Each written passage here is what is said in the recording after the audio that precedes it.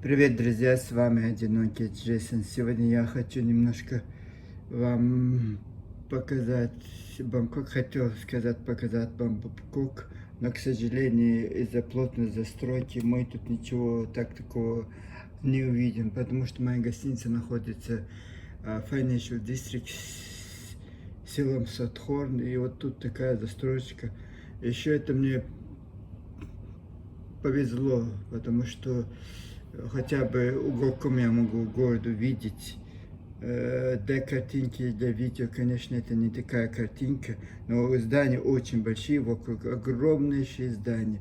И вот так получилось, эта гостиница именно вот туда не сунули, между больших зданий, вот нет вот такого, как вам сказать, пространства. Вы не подумайте, что я в заключении. Многим ингушам хотелось бы, чтобы меня тайская полиция за мелкие прегрешения в тюрьму посадил. Это просто у меня такой балкон с решетками. Не знаю, что она меня будет спасать. Видите, вот этот балкон, что-то там они такой необычный сделали. Для чего тоже непонятно. Но это для следопытов мы оставим эти дела. Видите, там вдалеке здания очень красивые. Сверху мне очень нравится. Маленькие здания. И в таком рассвете я встретил сегодня день в Бангкоке. Вчера приехал, ночь провел. Правда, никуда не пошел, потому что сил не было после 12 часов перелета. Просто не осталось сил. Еще 8 часов разницы с Москвой, с Россией. И очень сложно, конечно, вот, привыкать к другому часовому поясу. Ну, вот такой. Вам показать нечего. Я сейчас стою, как идиот на своей комнате. Видите, вот это маленькие улочки, редкий транспорт. Ну, вот все тайское. Видите, там провода бесконечные. Вот провода, ну, вот такой. И оказывается, вверху сад у них. Ой, видите, вон там вдалеке, вот смотрите. Вот это мне нравится, вот это их, вот это сад у них там вверху. И вот это, видите, Таиланд и проволоки, даже в столице, вот так, все наверху. Все наверху, и вот так долетели. Вот здание, вот здание. Зданий предостаточно тут, конечно. Большие здания. И само место с селом Сатхорн, вот я район Сатхорн. Наша гостиница граничит районом Сатхорна, но это Financial District. Financial District, очень большие здания тут, красивая архитектура. Ну, он такой, и, по-моему, банк Бангкока тут именно, вот сзади меня находится. Сейчас я не смогу показать, из этого голубого здания я не смогу, вот сзади нее, вот это, по-моему, банк Бангкок. Вот такой. Ну, вот такие солидные здания.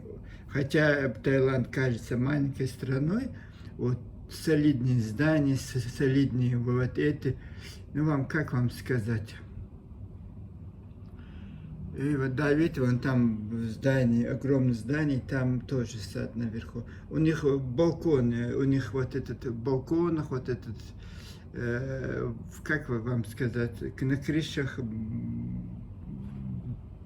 осенние, скорее всего, вот этого дома, на крыше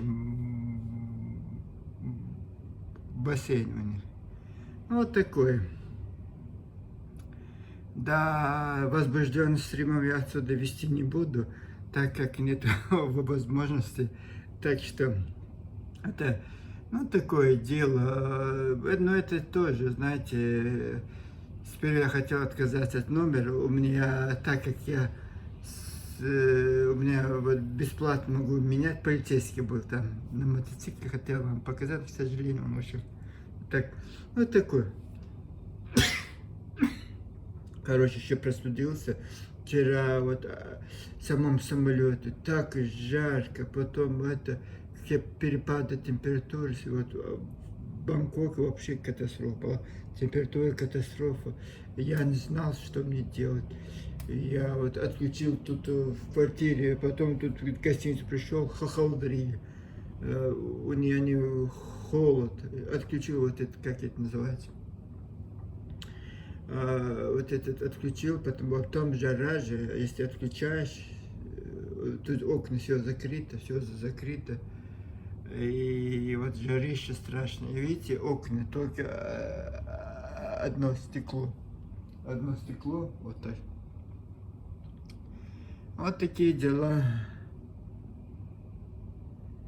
Вот эта решетка весь кайф портит, конечно. Но она, если она не была бы тоже, она так ничего не показала бы.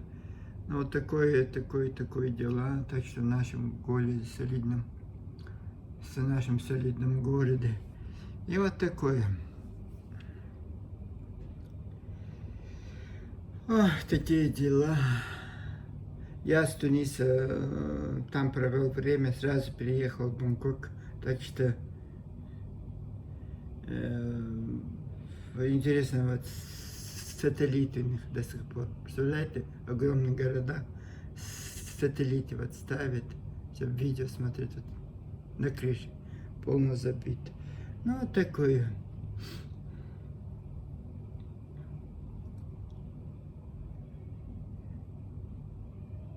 Так что я в Бангкоке. Ловить мне, в принципе, здесь нечего, но все равно интересно. Почему-то Бангкок стал моим любимым городом. И я, когда у меня бывает свободная минутка, приезжаю, жалко, что я не живу рядом, как с Нью-Йорком. Там час, 2-3 часа перелеты. Я каждый месяц бы сюда ездил бы, свободные минуты. А так ужас, изматывать эти 12-часовые прилеты. Как это очень сильно изматывает. Я в Сан-Франциско тоже летел, с Мюнхена, по-моему, тоже, ой, почти 12-13 часов, 15 часов, я не знаю, сколько я летел. Обычно бывает пересадка в Вашингтоне, и там немножко оклемаешься, потом снова садишься на самолет, и 6 часов с Вашингтона до Сан-Франциско. Но так как Герман, представляете, с Мюнхен перелет был, и оно, знаете, каким странным образом, обычно бывает в самолете едет, примерно, я говорю, примерно в Мюнхен вылетает, Брюссель, Лондон, Дублин, и вот так, и вот этот, как это называется, вот эти острова, вот это, потом это Канада, Гренландия, угол даже самолет, вот видишь, Гренландию, можешь этот вечный мерзлоту видеть, и вот этот Канада, потом с Канады вот этот, как этот остров, вот этот, вот так Нью-Йорк прилетает. А вот когда в Сан-Франциско, совсем наоборот. И оно делает огромный круг через всю Канаду, и вот этой задней стороны от самолета идет Сан-Франциско, вот круг делает все вместе. И вот так перелет был очень ужасный. С одной стороны, хорошо села, потом больше это. Ну, такое дело. И вот жара страшная на улице. Я сейчас отключил вот этот снова. Представляете, как они там могут жить, потому что узкие стекла, они двойные, и вот она берет всю жару.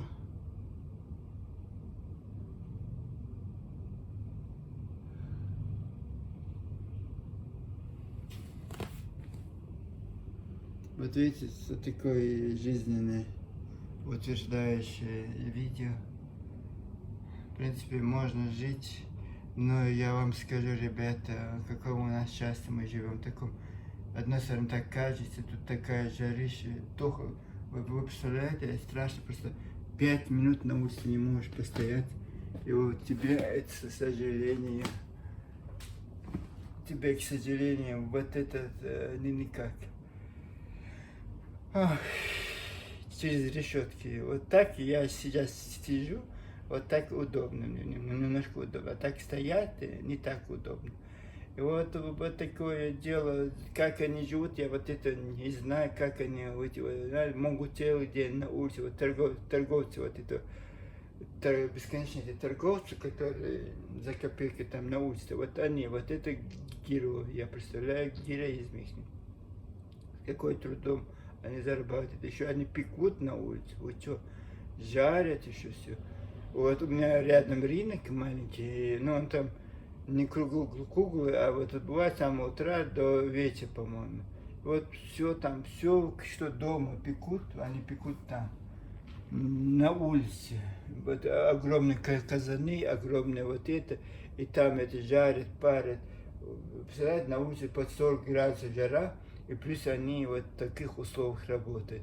Многие жалуются, ой, бедные, несчастные, но знаете, многие в Европе тоже, кажется, условия труда, там, а вот представляете, люди вот так и живут. Никак по-другому не могут. И вот такое дело, ой, уборка, знаете. Это гостиница, что ли, я не знаю. Потому что это здание слишком шикарное. Там убирается, сад чистят. И, скорее всего, бассейн на крыше. И вот тут, видите, вот тут вещи так стирают они. Вот тут, по-моему, школьники, вот эти носки школьники, у них одеваются, носки же на обувь. Обувь у них бывает очень громоздкая, не то, что у нас. Кеды, вот эти, у них школьная обувь очень такая, ну, как в советские времена. Вот такое. И сегодня я без микрофона говорю с вами, потому что привык в Тунисе тоже без микрофона. В тему слышу посторонние шумы. Ну ничего. Вот такой. Хотел с вами привет передать с Бангкока, жарище этого парилки. Представляете, люди вот так живут всю жизнь. Вот у них целый год вот такая жара. Вот я когда уезжал в своей стране, утром такое прохладно, такая холодрига утром у нас была. В этом днем, конечно, раскочегаряется, как Сан-Франциско. Утром у них туман, потом днем туман уходит. Вот перепады с температурами, это здорово, странно перепады. А вот тут я прилетел 5 часов в Бангкок. Представляете, 7 часов я уже сажусь в этот метро. Такая жара на улице, вы не представляете. Еще нет 8 часов, а там адская жара. Вот так, кому-то так везет, кому-то не так. Но плюс в том, что электричество, энергия, вот они могут поставить, вот видите, вот тут на крыше, вот такие баллоны, вот это воды, она сама греет. Представляете? Не надо греть, вы смотрите, вот это как Йорк тоже на крыше, но там, что огромное здание, что вода в верхние этажи сложно, чтобы снизу наверх не сделать, у них построена сверху вниз, вот так построена система, и вот поэтому у них, да, вот тут они для того, чтобы вот солнце нагревать, конечно, адское солнце. В круглый год теплая вода у них будет. Круглый год, зима у них август, сентябре, июнь, июле, и то такая средняя дожди типа. Но я застал муссона, я не застал Таиланд, вот дожди, да, тропические застал. Но это такое приятное удовольствие, мне кажется, не знаю, как другим. Я любовался этим дождем. Теплый такой, легкий такой, приятный дождь. Тоже нужно же тоже под дождем постоять. Романтика есть романтика, конечно. Вот такие дела у нас впереди. Таких длинных стримов, скорее всего, не будет. Я не знаю, я на улицу снова выйду, я куда-то пойду, конечно. Но о чем с вами говорить, я не представляю. Давайте я дорогу поставлю. Хотя бы. Вот видите, краб идет. Вот эти люди вот на этих такси, краб, вот эти зеленых такси. И вот какой муж тоже. Ну, представляете, у них же это же основная работа, привозить питание, вот это с утра до вечера, на улице, на жаре они должны это все делать, не в комнатах, вы представляете? И вот такой вот этот, который, как их называют, курьер, адская работа этих курьеров. Потом я понимаю людей, которые в комнатах прохладных работают, которые массажеры, вот это тоже же бизнес. Бангкоке, Таиланде, как у них тайский бокс, у них свой тайский массаж, у них свои тайские фильмы, называется «Лакорный». Наверное, многие видели ВКонтакте, в Одноклассниках можно смотреть эти фильмы «Лакорный». У них все свое, у тайцев все, тайская еда еще свою. Это не каждого, вот это все свое. И вот люди, которые, я понимаю, 2 часа тоже, мне кажется, это адский труд, 2 часа человек тебе делает массаж. Вот я, когда с самолета вылез, в 12 часов перелет, первое дело, что я сделал, пошел на массаж, и все было, ой, мои кости, катастрофа была. И вот их я понимаю, в прохладе работают, это мне казалось, уж как это, они устать это делать. Вот этих людей потом, я думаю, сейчас курьеры на улице, вы не можете представлять, какая это жара. Вот даже вот одел ты футболку, они-то пластиковые, у них какие-то некачественные синтетики.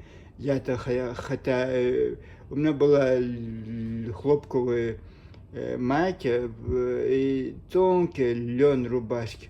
Я чуть, я не знаю, казахский шубу одел, так тепло, так.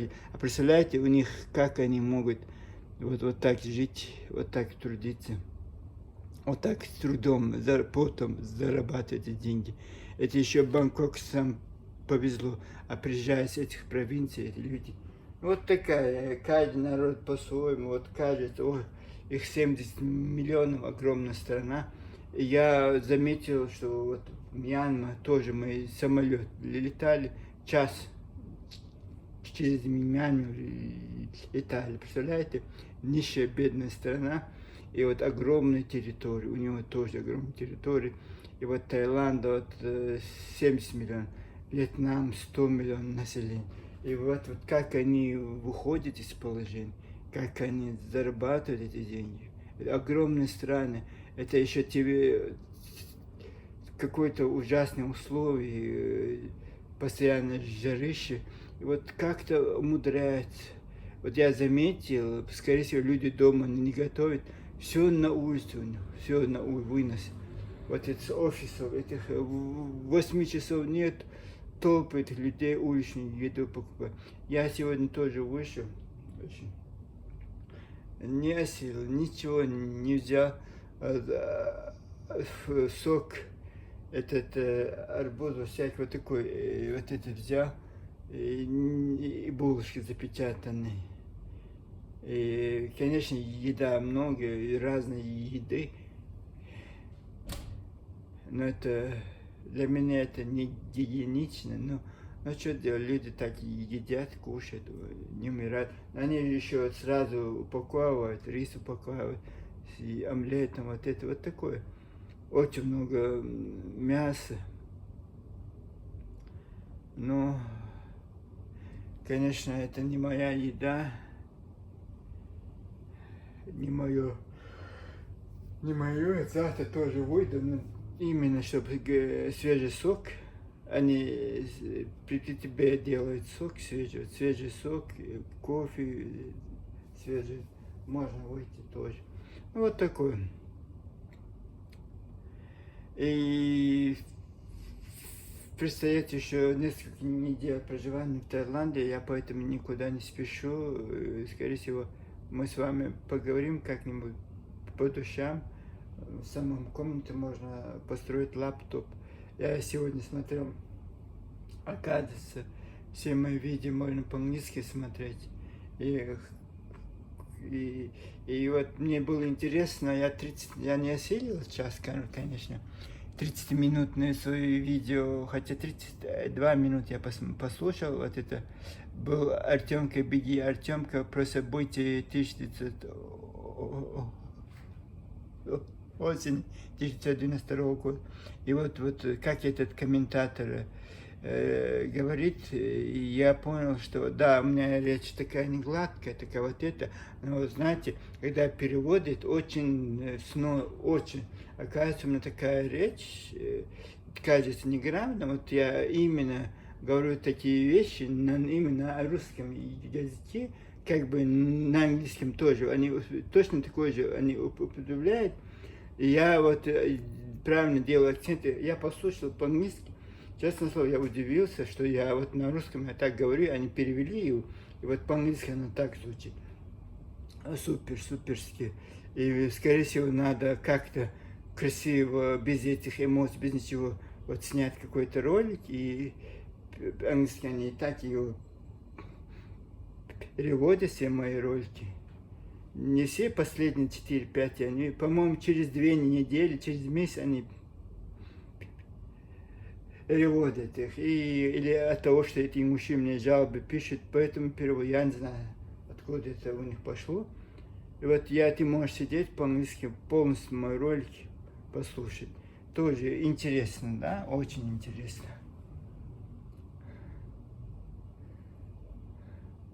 Да, ингуши, вам не повезло, Джейсон. Вот все ваши секреты на весь мир. Кажется, и не та аудитория, кажется, не так раскручен канал, просмотры не те. Но знаете, человек, если говорит, он говорит вещи, которые другие они говорят. И вот это я послушал, я вообще там удивился, что я могу, вот даже моя русская речь вот такая сносная, и такие обороты можно, если я неправильно говорил бы по-русски, они не смогли бы переводить его на английский так, как положено. Да, это была бы какая-то невнятная речь. И вот это рад, что я хотя бы, знаете, хотя что я могу, то и делаю. Что могу, то делаю. И, к сожалению, я хотел бы, конечно, если бы мог бы, я лучше бы говорил. Но это такой крик души, и я просто не знаю, до кого я стараюсь достучаться. Но, к сожалению, или, не знаю, или к радости, как на глухую стену.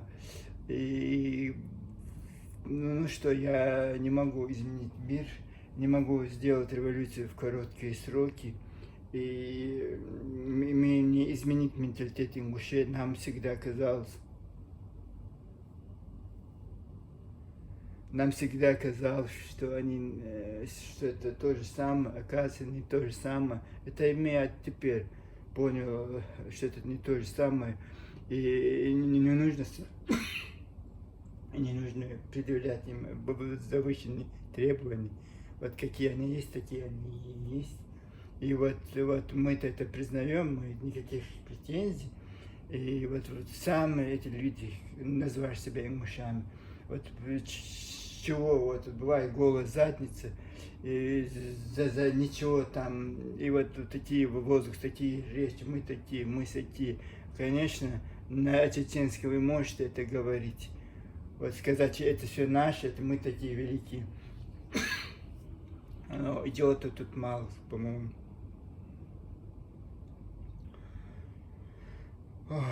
Отключил, сейчас задыхаюсь очень. Задыхаюсь, надо включить снова. Да, вот такие мелочные вещи. И не знаю.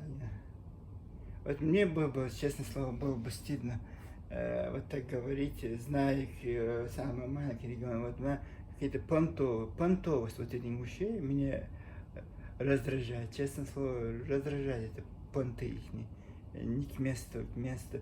И вот так они не могут сказать. И вот там рядом Чечня, великий народ. великий народ своим трудом, потом, своим героизмом показать, кто они такие. И вот легко, конечно, вот на чужой славе говорить такие возвышенные слова, такие возвышенные вещи. И очень легко. И вот этим они пользуются, вот эти установочки, вот это все на чеченском указано, что это их, вот русским Узуртана выскочил, ой, знаете, там наши тейпы, вот это, говорит, вот это Агишбатой, это там имеет ингушские корни. Вот так вот, Агишбатой имеет, это где она связана с вами. Вот, да, это, потом я думаю, да, это правильно, потому что вы же были чеченцы, когда-то, бывшие чеченцы, вы ушли, но вот, не ушли. И просто мы же бывшие чеченцы, принадлежащие к этому роду, это тоже одних из степов, нашим махкой, на наших вышли, говорят. И вот это, и вот это наше, все ваше, я рад за вас, конечно. И вот интересно, вот даже само, вот то, что я говорю, самому сказать не стыдно, Агишба, где Агишбатой, где Назрань? Скажите мне, пожалуйста, как они взаимосвязаны? Если это был бы на границе, если это был бы в горах, это введено в Веденском районе. Введено это Ичкерия, это там, как оно связано, это не Аргунский округ, даже там их нет. И вот даже введено, кто не в курсе, границы с Дагестаном. Вы представляете, даже вот так, это может ингуши вот так, вот. Как они там оказались, как это ихнего тоже непонятно. История об этом замалчивает. Но вот этот ролик мы выпустим, конечно, 5-секундные ролики, где мы скажем, что агишбатойцы принадлежат ингушам, и все, доказательств не надо, ничего не надо предъявлять, просто сказать.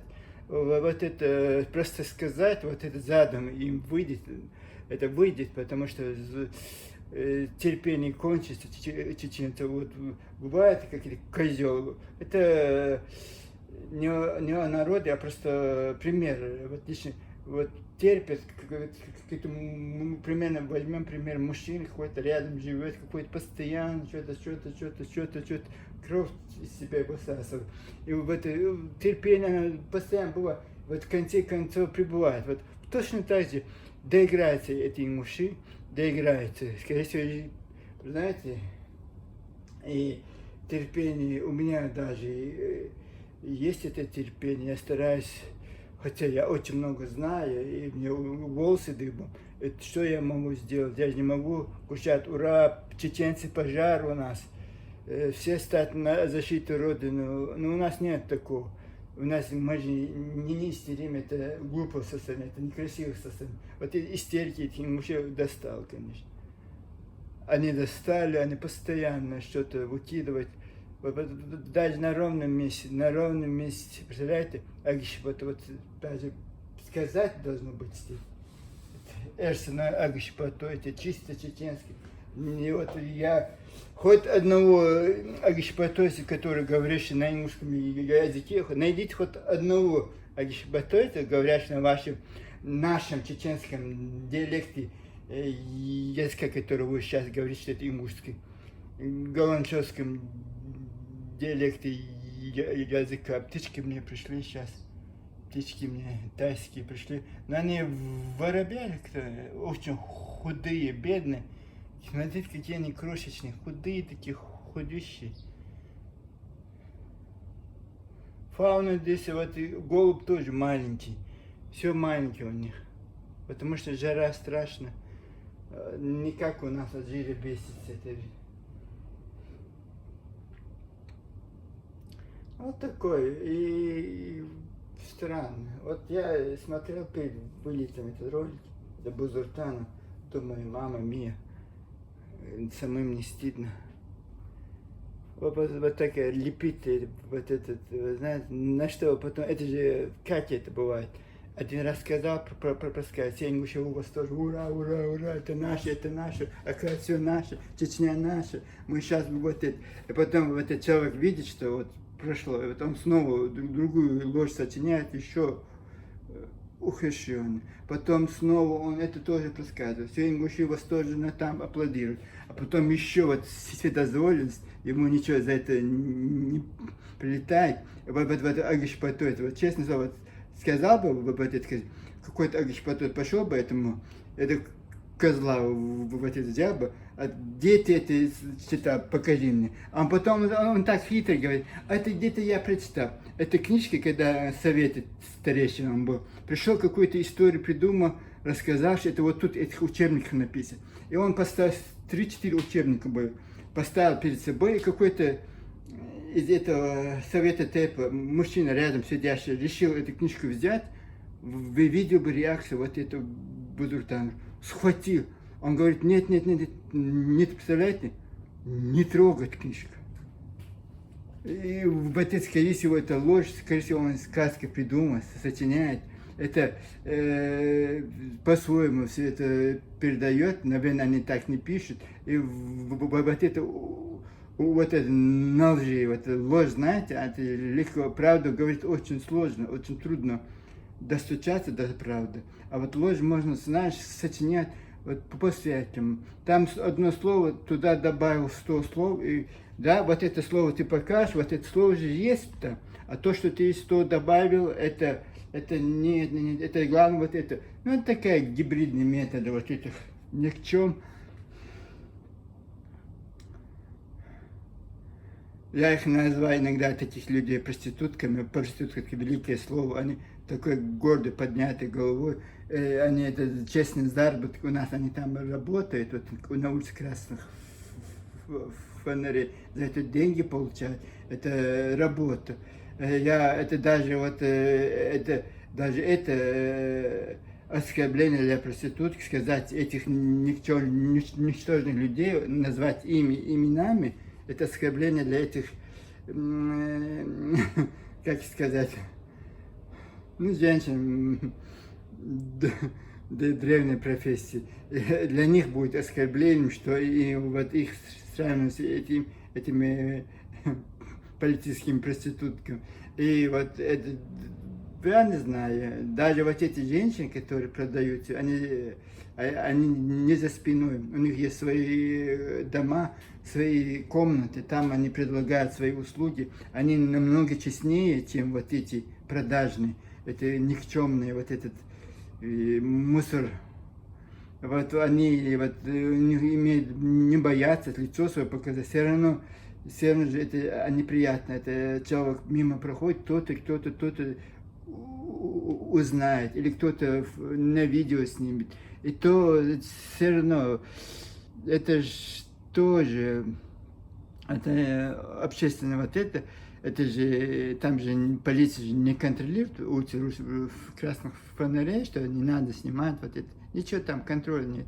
И вот даже вот они занимаются такой деятельностью, и то вот такой поднятой головой, а эти никчемные, ничто, спрятать за зубками женщин, и вот такое, они, да, прячутся, и вот такое вытворяют. Не обо всем народе, в каждом народе есть хорошие, плохие,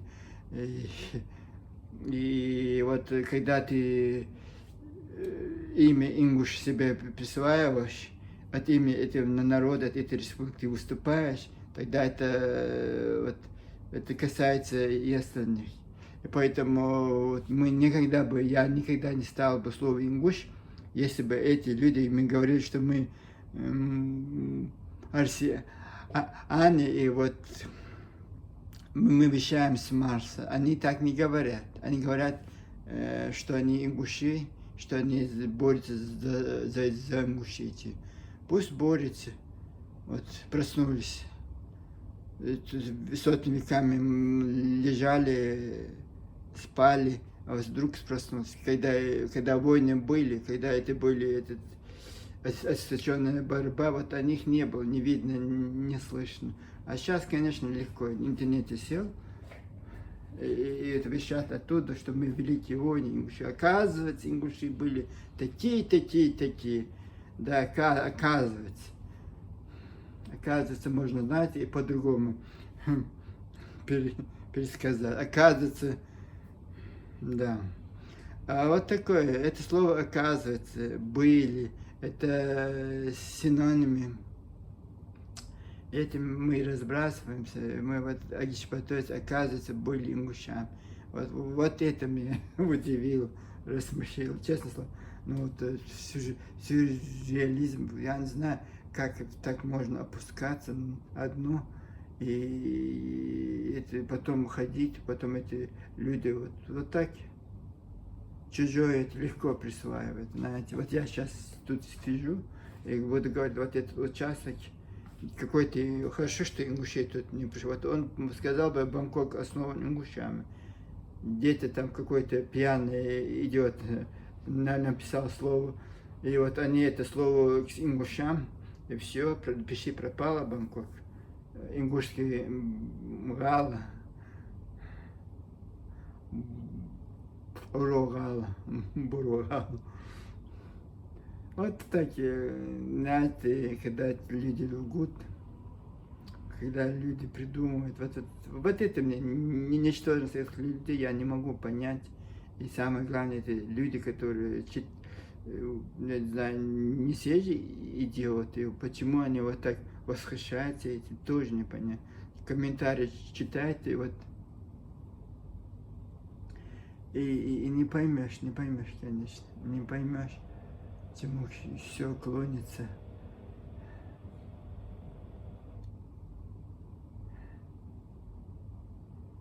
Я устал уже, честно слово, говорить, давайте. Ну, вот такое, это такое, из этого вот что угодно можно говорить, и ничего не прилетает. Это в России, где за перепост сажают людей в тюрьму. Вот это фейки официальные, за уголовное преследование, наказание. Фейки создавать нельзя. А вот фейком мечка днем и ночью 1200 роликов снял, все про ложь. Ни одного правды нет. Вот человек, вот 2018 год он начал, и вот до сих пор вот снимает, и вот ничего. Это нормально. Это то, что я пару слов сказал. Это мы обижаемся. Надо обижаться, знаете, не на меня. Я под стороны наблюдаю на того, вот ваших этих гнилых подонков, которые днем и ночью строчат и вот эти, это унижающее ваше достоинство. Вот, представляете, даже это что-то могло быть правда. Из-за таких вещей, которые вот эти твари тут творят, вот все списывается. Я не даже раньше, знаете, какие-то у нас были вот эти вещи, которые мы старались не касаться, старались вот это, не знаю, вот обходить стороной, да. И сейчас никаких запретных тем нет. Все, что вы говорите, ложь. Ничего, ингушей не существовало природы. Вот это мы зафиксировали. Их не существовало природы. Это от нас вы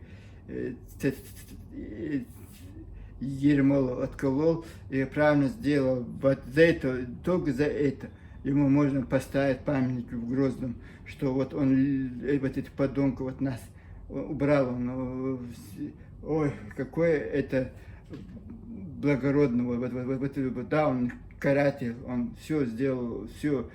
Но вот то, что он нас от этого беды ингушей избавил, из-за этого можно поставить памятник ему. В Грозном мы не поставим, потому что мы-то пострадали, наши прадеды, все вот это, он сжигал наше селение. Вот Азране можно было поставить. Вот на Азране благодарность чеченскому народу, карателю Ермолу, вот поставить на Азране памятник ему, что он избавил нас от этих людей. Никакого сожаления, что они ушли, что их нет в составе нас, у меня нет. И многих чеченцев, наверное, тоже такое же. Давайте я там жара, на комнате жара, на улице, видите, такие некрасивые картины, это вам не вы представляете, вот в селах у нас, вот эти, представляете, как это открыто, все у них открыто. Вот это у нас в селах, трансформаторы, смотрите, в селах, трансформаторы у них, вот это, и у нас в селах был, у них, представляете, в Бангкоке, в центральном городе, вот такой. Вот такие дела. Пока-пока, с вами был Одинокий Джейсон. Мира и добра всем. Я нахожусь в Бангкоке и надеюсь, тут буду наслаждаться жизнью, потому что это мой отпуск, а потом работа и все остальное. Все остальное. Пока-пока. Мира и добра.